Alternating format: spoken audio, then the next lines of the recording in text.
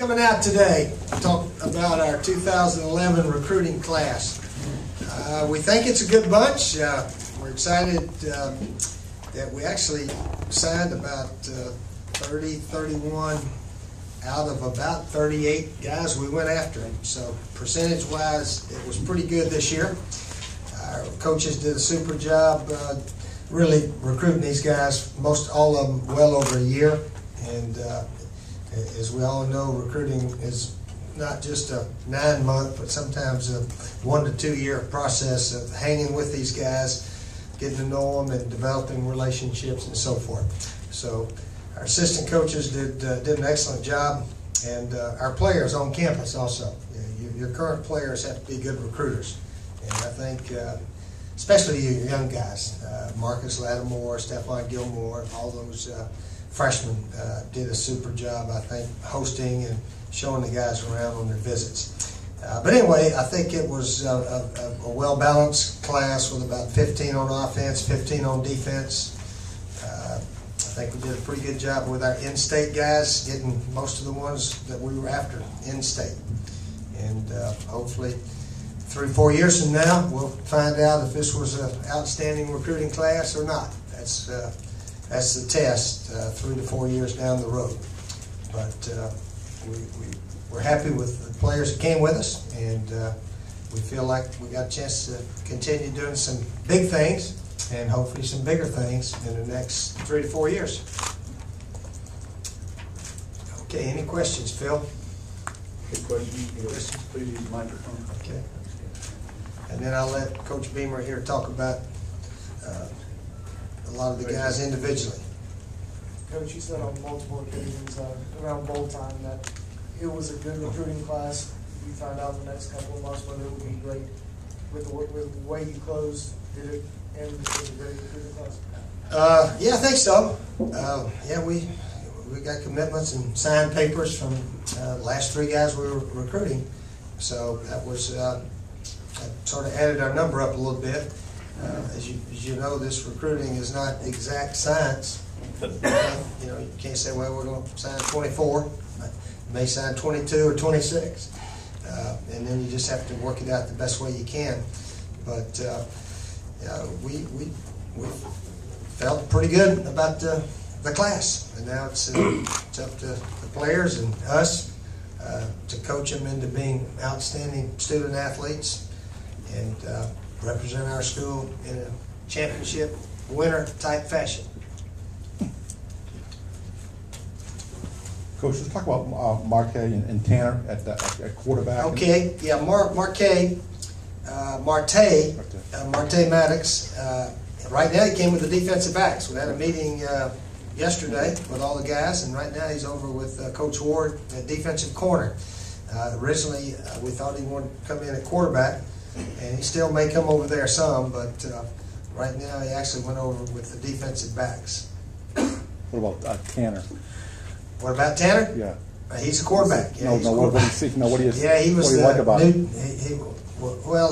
We think he really has a chance to be an outstanding player. He was the New Jersey State Player of the Year, as you probably know up there, and led his team. I don't think they won the state championship, but they were in the playoffs, and his statistics were very good this year. He can run. He can dodge guys. He's about a 4.5 40 type guy, and 6'4". So he's got some height and throws the ball well. Looking forward to working with him. How this past season, the wins you guys had, how did that help you kind of close the deal with some of these guys? Well, I think it helps. I remember they asked Mark Rick. Obviously, Georgia had a super class, how much it helped. And he said, well, most of these guys were committed before the season started. And even a lot of our guys were committed, or we felt like we'd built a pretty good relationship before the season started. But certainly, the ability to win and proving that we can beat the good teams, beat Alabama and Florida, I guess the 2 prior national championship teams going into this year. So that showed the guys we can win big here. We haven't done it yet. We haven't won big, but we did get the Eastern Division and make a little bit of progress. But we're hoping for a lot bigger years. Coach, two guys that are pretty close to each other, Jarrell Adams and Philip Dukes. Can you comment on them at all? More specifically with Jarrell, tight end, defensive end, quarterback. He's kind of played it all. Yeah, we're excited about all these tight ends. Jarrell Adams and listed right here together. Roy Anderson, better known as Buster. He goes by Buster mainly. And Drew, from up in the Charlotte area. We're excited about all three of those guys, and we think they got a chance to play some next year. So we'll see how it all plays out. I don't like to put one ahead of the other. They'll all come in and compete, and between Drew and Buster and Jarrell. Now Buster, he could be sort of a wide receiver type too. He's not as thick as Drew, and we hope Jarrell's going to be. But that gives us, three guys to work with, certainly. And we're thin at that position. Justice Cunningham is the lone returning player pretty much at that position. Down in Calhoun County, they talk a lot about the differences between the Jeffrey brothers. What the differences do y'all see in them, and does Shamir have a chance of getting some significant playing time this season? Well, that will be determined on how Shamir comes in here and performs. But they probably let Coach Beamer talk about them a little bit more since he recruits that area. But Shamir, I think, really wants to play wide receiver, play quarterback a little bit everywhere in high school.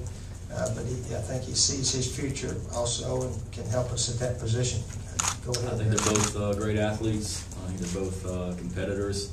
You look at them on the basketball court, football field, whatever it is, and they're shining out there. They've been well coached back down there by Coach Wilson, and like Coach said, Shamir's done a little bit of everything. Alshon was strictly a receiver, whereas Shamir played quarterback, played receiver, did a little bit of everything for him. So I'm looking forward to getting Shamir up here and seeing where he best fits.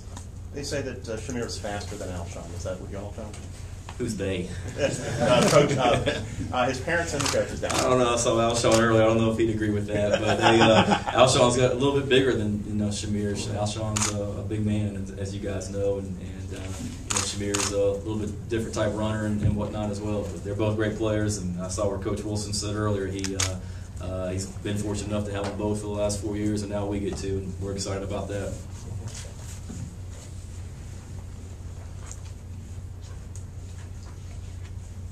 For Steve and for Shane, how strange is it to be waiting on one guy, and how important is one guy theoretically toward how you feel about this class?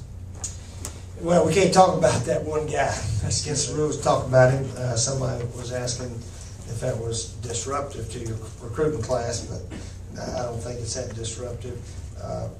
But anyway, we're all just waiting it out, like probably some other schools are at this time. Shane, how big an impact will that one decision have on how y'all feel to come out of here? We feel pretty good. Obviously, feel real good about this class at this point, and obviously, like you said, there's it's a new situation for me. I've never been a part of that. I know there was a couple guys last year across the country that did that and waited, but it's a new one for me. But obviously, at this point, that guy, the person we're talking about, is a pretty good player, so it would be a big impact on this year's class. But it's already a really good class at this point, we feel like.